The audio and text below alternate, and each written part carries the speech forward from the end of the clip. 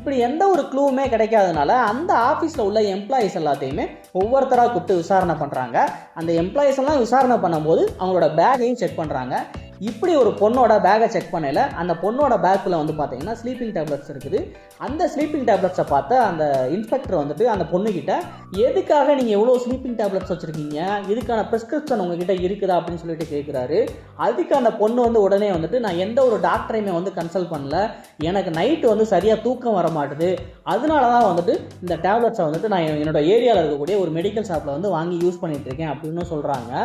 அதுக்கப்புறமா அந்த பொண்ணோட வீடு இருக்கக்கூடிய ஏரியாவை சுற்றி இருக்கிற மெடிக்கல் ஷாப்ஸ்லாம் செக் பண்ணி பார்த்ததுக்கு அப்புறம் தான் தெரியுது இந்த பொண்ணு அந்த மெடிக்கல் ஷாப்ஸ் எதுலையுமே வந்துட்டு டேப்லெட் வாங்கலை அப்படிங்கிறது. அப்புறம் ஏன் இந்த பொண்ணு வந்துட்டு நம்ம கிட்ட பொய் சொல்லணும் அப்படிங்கிறத யோசித்த அந்த இன்ஸ்பெக்டர் அந்த பொண்ணோட மொபைலை செக் பண்ணி பார்ப்பாரு. அந்த பொண்ணோட மேப் ஹிஸ்ட்ரியில் அந்த பொண்ணு வந்து ரெகுலராக வந்துட்டு ஒரு டாக்டரை போய் பார்க்குற விஷயம் வந்து இவருக்கு தெரிய வரும்.